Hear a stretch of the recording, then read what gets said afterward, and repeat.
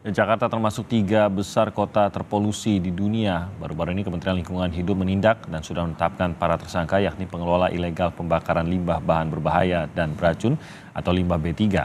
Nah, benarkah limbah B3 ini menjadi salah satu biang kerok polusi udara di Jabodetabek? Dan apakah masih banyak peluang polusi dari pengelola sampah beracun terutamanya yang ilegal di Indonesia? Kami akan membahasnya bersama Direktur Jenderal Penegakan Hukum Lingkungan Hidup dan Kehutanan KLHK, ada Pak Rasio Ridosani, dan pengkapannya Walhi Jakarta, ada Mas Muhammad Aminullah. Selamat pagi Pak Roy, selamat pagi Mas Aminullah. Pak, selamat pagi. Pagi, Pagi terima kasih Mas, pagi sudah bergabung. Bang. Selamat pagi, terima kasih sudah bergabung bersama kami. Pak Roy, mungkin kita tentu kita mengapresiasi apa yang menjadi temuan dan sekarang ini sedang diproses hukum terhadap keempat tersangka tersebut. Ada tanggung jawab mereka juga seperti yang tadi sudah diinformasikan terkait dengan pencemaran yang terjadi di Jakarta. Tapi mungkin kita harus sadari juga sebenarnya porsinya sebesar apa. Karena kalau kita melihat Jakarta ini beberapa hari bahkan pekan terakhir ini cukup parah begitu polusi yang terjadi. Keterlibatan dari keempat orang ini apakah memang porsinya besarkah atau ini hanya sebagian kecil dari apa yang menjadi masalah besar yang masih harus diatasi, Roy? Ya, terima kasih Bang Timothy, Mas Timothy ya. Jadi perlu saya jelaskan bahwa kalau kita bicara tentang kualitas udara Jabodetabek ini kan berbagai macam faktor penyebabnya. Ya, kami melihat emisi kendaraan bermotor salah satu memberikan kontribusi terkait dengan kualitas udara Jakarta. Di samping itu juga ada kegiatan-kegiatan industri, ya, termasuk industri pemburan, semen, kemudian juga terkait dengan kegiatan pembangkit energi, baik menggunakan batu bara maupun menggunakan diesel, serta juga ada kegiatan-kegiatan misalnya yang secara terbuka ya dilakukan dalam jumlah sangat luas terkait dengan stockpile batu bara maupun juga kegiatan yang lain yang dilakukan oleh masyarakat, termasuk adalah kegiatan-kegiatan pembakaran secara terbuka yang masih terjadi di wilayah Jabodetabek ini. Ya, terkait yang sudah kami lakukan, misalnya kami melakukan beberapa waktu yang lalu adalah kita melakukan proses ya penetapan tersangka kepada 4 ya pelaku pembakaran limbah elektronik, ya, limbah elektronik di wilayah Tangerang. Keempat pelaku ini ya merupakan penetapan tersangka kepada 4 pelaku ini merupakan pengembangan kita, karena sebelumnya kita melakukan penetapan tersangka terhadap satu ya perusahaan di mana ketetapan tersangka PMA, di mana ketetapan tersangkanya adalah direktur utamanya dan korporasinya.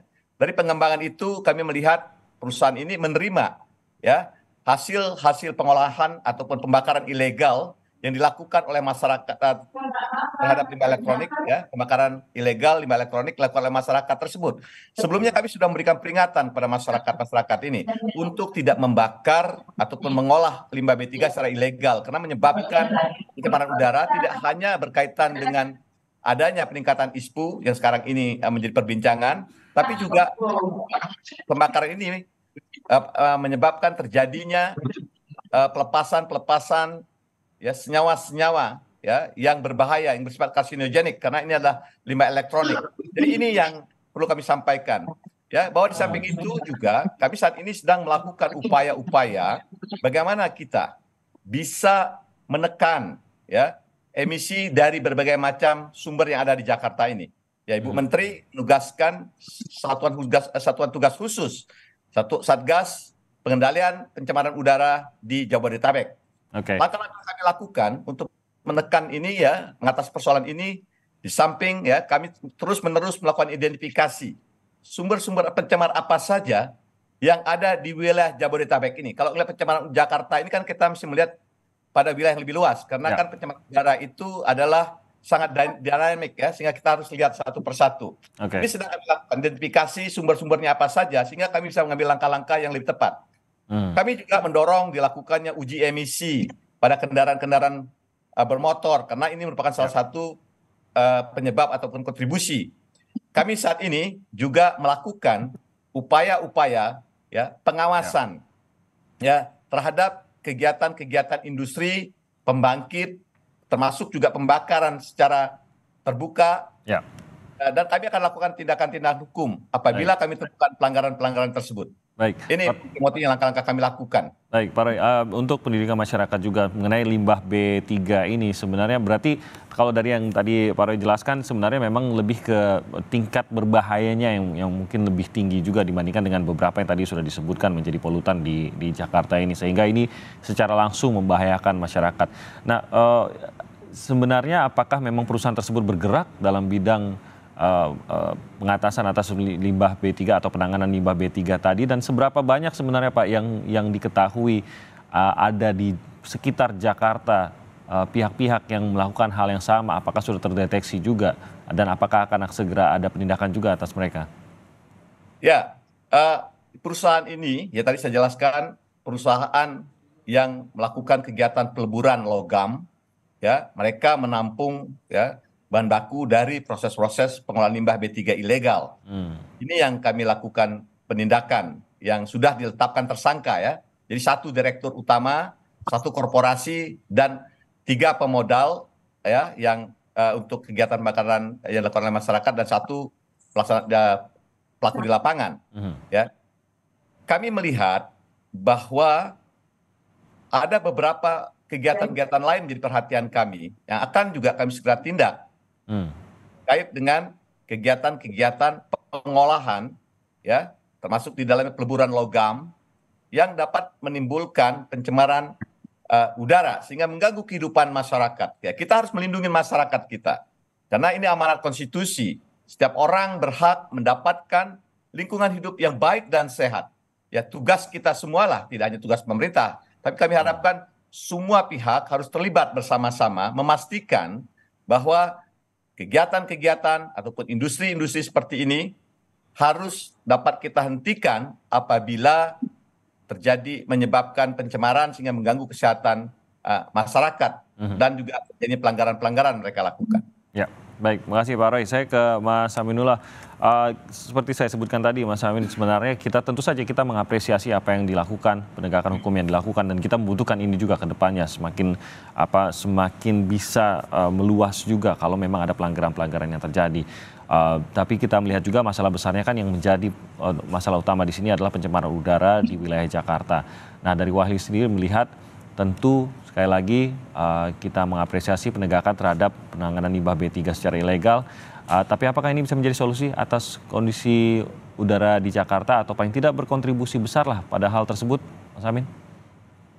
Iya, berkaitan dengan kontribusi terhadap penekanan polusi udara, kami melihat ini juga perlu gitu ya, karena dari pemantauan kami di lapangan juga di Jakarta juga cukup cukup banyak gitu ya aktivitas-aktivitas pembakaran limbah B3 yang kami duga juga itu ilegal gitu. Kami masih melihat ada beberapa titik yang cukup banyak sebenarnya di Jakarta. Jadi penegakan-penegakan hukum yang seperti sudah dilakukan oleh Gakum KLHK itu sudah tepat menurut kami, tapi memang perlu kita melihat beberapa hal gitu kan, misalnya dalam penegakannya kita juga perlu melihat rantainya, apakah sudah tepat yang ditangkap seperti itu. Misalkan tadi sudah dilaporkan gitu ya, ada beberapa yang ditangkap. Nah, kita tentu menginginkan pemulihan lingkungan hidup Jakarta, kita sama-sama sepakat gitu bahwa kita berharap kita mau ada pemulihan lingkungan hidup di Jakarta gitu, tapi juga dalam pelaksanaannya itu juga harus berkeadilan. Jadi maksudnya gini, kita melihat dalam aktivitas pembakaran limbah B3 ini pola-polanya itu sangat terstruktur gitu ya. Artinya itu nggak hanya dilakukan masyarakat biasa. Kami melihat polanya itu juga melibatkan perusahaan industri, pelaku usaha yang melakukan jual beli limbah, bahkan beberapa melibatkan perangkat wilayahnya terkait dengan perizinan seperti itu. Nah, posisinya industri ini kan dia menghindari pengolahan limbah yang seharusnya gitu. Kemudian pengusaha jual beli limbah dia memanfaatkan celah tersebut. Ada celah beberapa industri gitu dia enggan gitu untuk mengelola limbah bagaimana seharusnya gitu. Akhirnya ada yang memanfaatkan gitu celah-celah tersebut. Nah, masyarakat posisi di masyarakat dalam kasus ini mereka tidak punya pilihan gitu, karena di beberapa kasus yang mereka memiliki keterbatasan akses terhadap pekerjaan, terhadap pendidikan. Akhirnya mereka tidak punya pilihan ya selain dengan cara tersebut gitu.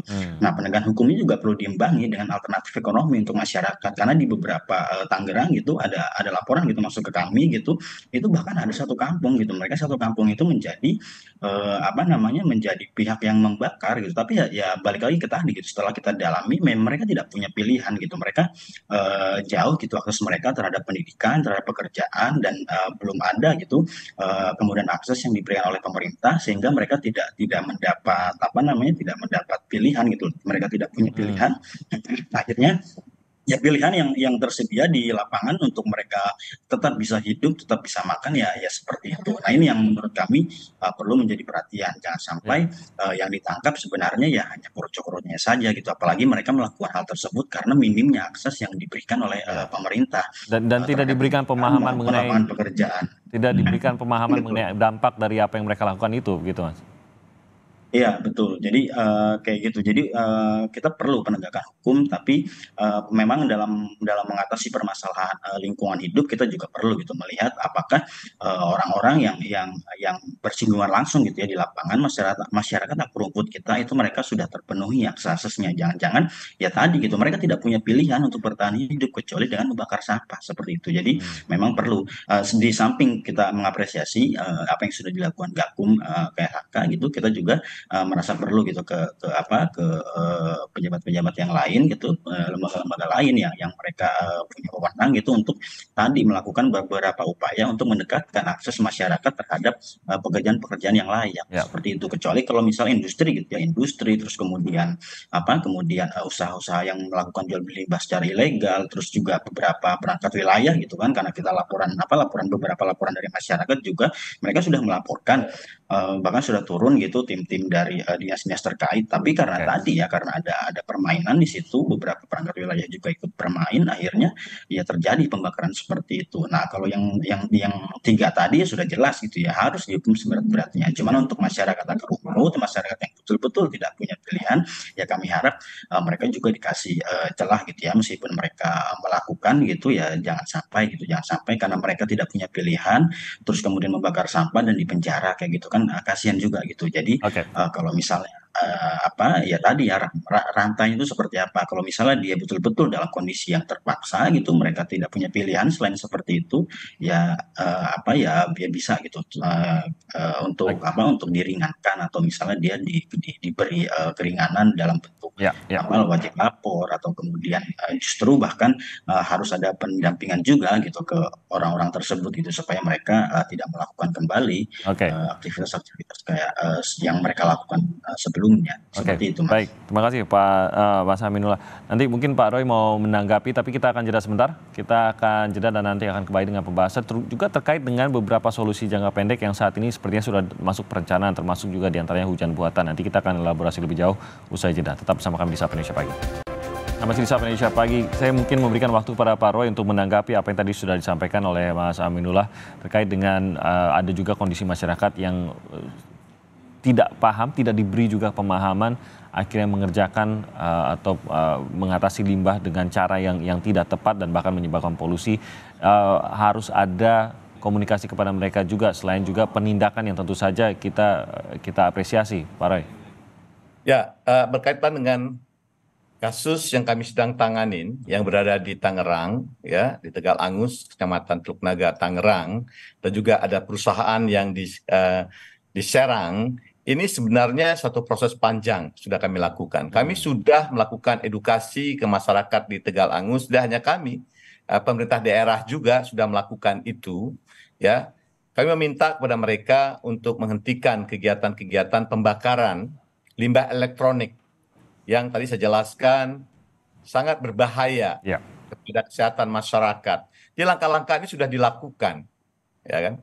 Karena memang penegakan hukum pidana itu merupakan ultimum remedium, ya, proses panjang ya dilakukan. Kita menggunakan berbagai macam instrumen-instrumen lainnya untuk memastikan bahwa kegiatan-kegiatan yang melanggar ini bisa ditangani dengan baik sehingga dampaknya bisa kita minimalisasi, ya, kita bisa kurangin. Jadi tindakan kita terkait dengan proses pembakaran limbah elektronik yang sudah ditetapkan tersangkanya ini merupakan sudah kita lewatin proses, kita menjelaskan kepada masyarakat mereka untuk menghentikan kegiatan ini karena membahayakan masyarakat sekitar dan lingkungannya. Dan penindakan kami ini tidak hanya kepada pemodal yang ada di sekitar lokasi pembakaran juga, tapi kami juga melakukan penindakan, saya jelaskan tadi, ini ada keterkaitan antara kegiatan yang mereka lakukan ya dengan kegiatan-kegiatan perusahaan. Ada satu PMA sudah kami tetapkan sebagai tersangka direktur utamanya, dan juga korporasinya, direktur utama juga sudah kami tahan ya di Rutan Salemba. Jadi kami lakukan memang Ya. satu langkah penegakan hukum yang komprehensif ya, ini yang perlu diketahui oleh publik. Ini komitmennya sampai ke akarnya begitu Pak Roy ya? Ya, jadi kalau kita ingin melakukan penegakan hukum, kita harus memutus rantainya ini. Dengan melakukan penindakan ini, kami harapkan maka kita bisa memutus rantai dari kejahatan atau tindak pidana pembakaran limbah B3, khususnya limbah elektronik dalam hal ini, yang membahayakan masyarakat. Ini kita lakukan penegakan hukum semuanya. Pada pelaku di lapangannya kita lakukan, kepada pemodalnya kita akan tersangka juga, kemudian kepada pihak yang menerima ya limbah-limbah hasil pembakaran ilegal ini perusahaan, kita lakukan tindakan juga. Ini satu rantai yang kita lakukan. Termasuk saya sampaikan ya berkaitan dengan upaya-upaya kami dalam mengatasi pencemaran udara di Jakarta, Jabodetabek saat ini ya. Dan kami sudah, Bu Menteri sudah menugaskan kami ya sebagai ketua tim Satgas pengendalian pencemaran udara Jakarta untuk mengambil langkah-langkah berkaitan dengan pengawasan kegiatan-kegiatan baik itu industri, pembangkit listrik ya, batu bara maupun sumber bahan bakar lainnya, kegiatan pembakaran secara terbuka, kemudian juga stockpile itu kami lakukan. Kami sudah melakukan juga kegiatan pengawasan ini dan akan terus kami lakukan, termasuk kami juga sudah menghentikan beberapa kegiatan yang diindikasikan memberikan kontribusi kepada peningkatan ya emisi ataupun pencemar di Jabodetabek ini. Ini langkah-langkah kami lakukan. Nah Pak Roy, mungkin bertepatan dengan itu kita akan tunjukkan sebenarnya yang ini menjadi pertanyaan masyarakat juga terkait dengan PLTU di sekitar Jakarta ini juga menjadi pertanyaan dan banyak juga yang sudah mulai menuduh bahwa ini sebenarnya yang menjadi penyebab utamanya, kontributor utama polusi udara Jakarta yang sedang buruk-buruknya. Mungkin dari Anda bisa menjelaskan juga Pak Roy dari PLTU yang tersebar di sekitar DKI Jakarta ini. Benarkah asumsi atau dugaan masyarakat tersebut bahwa memang penyebab utamanya ya ini, dan apa tindakan yang bisa mungkin menekan polusi yang ditimbulkan dari lokasi-lokasi ini, Pak Roy? Ya, Mas Timothy, saya jelaskan tadi bahwa berbagai macam sumber ya emisi yang menyebabkan penurunan kualitas udara di Jakarta ini. Ya. Ada kegiatan kendaraan bermotor ya. Kemudian juga ada industri, banyak industri misalnya tadi industri peleburan logam, industri semen, kemudian industri-industri lain yang menggunakan boiler, ya. Di samping itu juga ada pembangkit listrik, ya, tenaga uap atau PLTU yang menggunakan batu bara. Jadi ini merupakan kontribusi dari banyak faktor. Ya. Dan ini yang sedang kami dalamin secara detail. Mana-mana saja, ya kegiatan-kegiatan mana saja yang mempunyai kontribusi besar terkait dengan penurunan kualitas udara di Jakarta ini. Ini kalau memang ada sumber-sumber pengemisi yang melakukan pelanggaran, ya, ataupun melewati baku mutu emisinya sehingga menyebabkan penurunan kualitas, ini kami lakukan penindakan. Ya.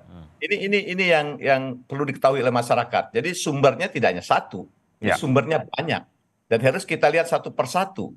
Ya, misal tadi dibicarakan, ya PLTU, ya PLTU salah satu potensi ya sebagai pencemar udara di Jakarta. Tapi juga masih ada potensi-potensi lain. Nanti kami lihat satu persatu. PLTU mana? Ya, industri misalnya peleburan logam yang mana? Dan harus kita cek satu persatu. Itu tim kami sedang di lapangan, sedang bekerja. Kementerian Lingkungan Hidup dan Kehutanan menugaskan ya tim yang sangat besar, ada kurang lebih 100 pengawas lingkungan hidup, pengendali dampak lingkungan hidup, kemudian didukung oleh banyak tim ya di belakangnya untuk support upaya-upaya pengawasan Ya. terhadap fasilitas-fasilitas yang saya sebutkan tadi. Jadi Termasuk juga saat ini Pak Roy sedang dikumpulkan datanya lah begitu ya dengan tim ini ya Pak ya. Ya, Sebelum ya. diputuskan tindakan selanjutnya begitu mungkin sederhananya begitu ya Pak Roy ya.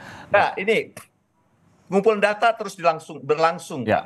Ya, upaya-upaya di lapangan terus berlangsung Ya. juga. Ya. Karena ini kan sangat banyak sumber-sumber yang ada di Jakarta, Jabodetabek ini. Ya. Kami lihat data yang berdasarkan data yang kami miliki, kami lakukan upaya-upaya pengawasan langsung di lapangan. Oke. Kalau ditemukan pelanggaran, ya tadi saya jelaskan, kami dapat melakukan penghentian.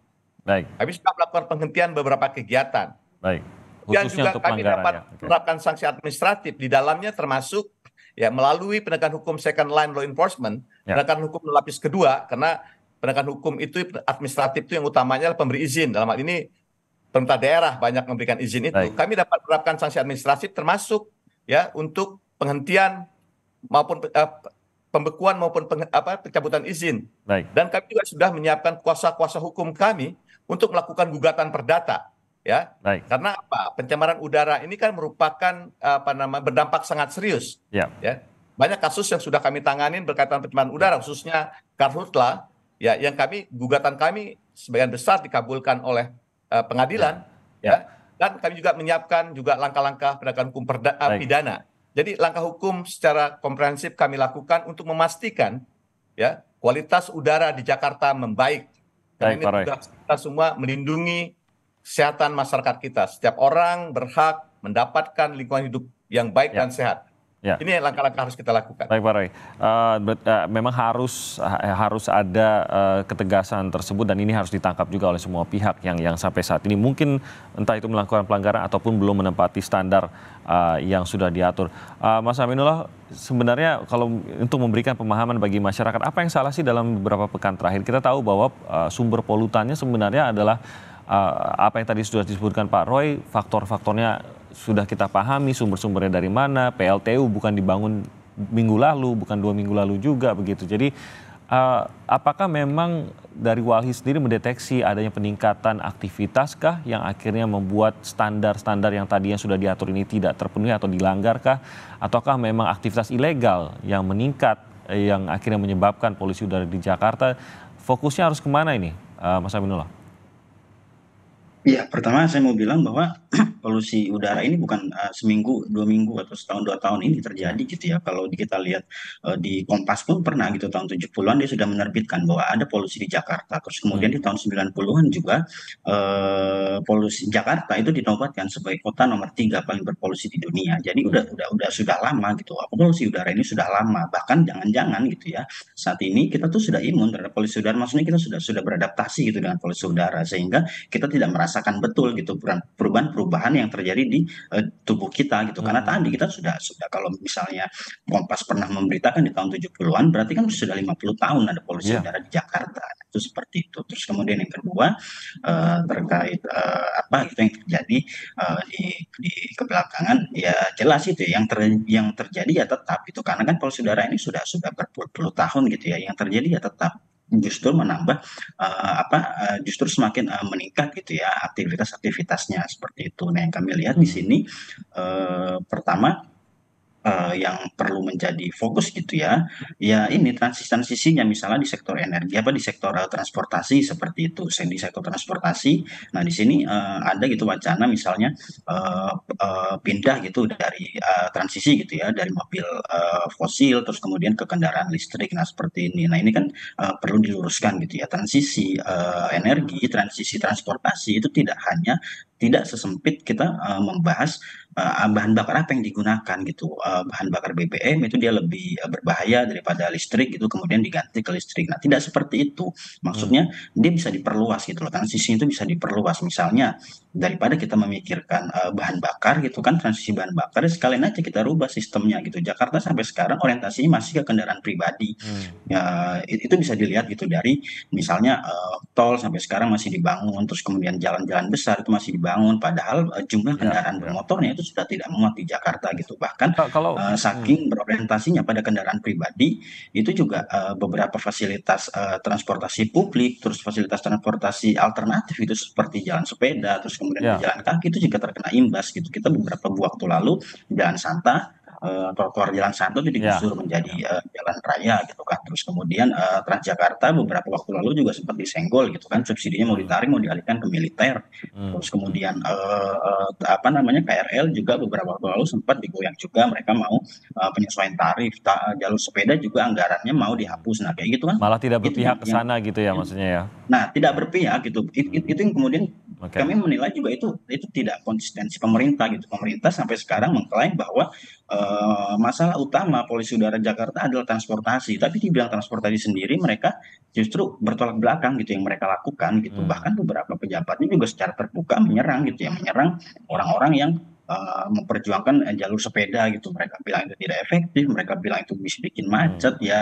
Ya mereka gitu yang apa yang kami Oke. lihat menjadi masalah utama dalam polusi udara gitu. Kita apa aktivitas terus bertambah, tapi sementara itu di pengetahuan di tingkat pejabat pemerintahnya ya segitu-gitu aja gitu. Makanya Oke. sampai sekarang Nah, sampai puluhan tahun polusi udara Jakarta ya tetap sama saja. ya, Nah, satu ya. poin yang mau saya luruskan adalah ya tadi polusi udara itu sudah terjadi puluhan tahun. Hmm. Dia sudah kalau ya tadi ya di 70-an udah ada beritanya, terus kemudian di 90-an di sudah ada yang apa satu riset menobatkan Jakarta sebagai kota paling berpolusi ketiga di dunia. Berarti kan ya ini sudah lama gitu. Ini bukan masalah Ya. minggu-minggu Eh, eh, ini terus tahun-tahun lalu kayak gitu. ya. Tapi sudah lama dan kami Saya ingin tanya Mas Amin, mungkin dan singkat saja karena waktu yang terbatas, tanggapan Anda atas solusi-solusi sementara seperti WFH-kan 50% ASN, kebijakan-kebijakan tidak membawa kendaraan berbahan bakar fosil di hari-hari tertentu, upaya agar mengajak swasta juga WFH. Komentar Anda terhadap solusi-solusi saat ini seperti apa? Iya, itu bisa untuk menekan polusi udara, tapi tidak akan efektif dan itu harus dibarengi dengan upaya-upaya lain gitu. Misalnya WFH 50% ASN, jumlah ASN kita ya hanya sekitar 50.000 sampai 60.000 gitu misalnya. Hmm, Ya, berarti kan cuman cuman berapa? Cuman sekitar 30.000 gitu yang di apa yang dirumahkan. Sementara lalu lintas kita ada 22 juta kendaraan pribadi, ya, belum termasuk yang kendaraan lain seperti itu. Nah itu tidak akan efektif tuh. Kalau misalnya ya caranya itu doang gitu. Makanya kami sampai sekarang ya menilai ya WFH 50% ASN itu cuma buat pengkondisian apa kita mau KTT ASEAN terus kemudian pemerintah akan malu gitu ketika Jakarta macet ada tamu negara pemerintah macet mereka akan malu makanya dibuatlah skema WFH seperti itu. Jadi kalau untuk ya, menekan polusi udara kami melihat itu masih jauh dari efektif gitu untuk oke, menekan gitu ya. Terus kemudian kalau skemanya itu untuk melindungi masyarakat gitu melindungi kelompok-kelompok rentan itu juga tidak masuk karena apa? Karena oke, ya dalam skema perlindungan masyarakat yang harus diutamakan adalah kelompok rentan gitu orang-orang yang punya komorbid orang-orang yang mereka punya keterbatasan akses terhadap kesehatan seperti itu tapi kan yang disuruh WFA adalah ya, ASN yang sebenarnya mereka punya privilege gitu terhadap akses ke kesehatan seperti itu oke, nah seharusnya ya tadi gitu ke akarnya gitu bahkan kami ya, melihat juga beberapa solusi yang ditawarkan juga masih masih menimbulkan masalah lain kayak misalnya tadi kendaraan listrik itu juga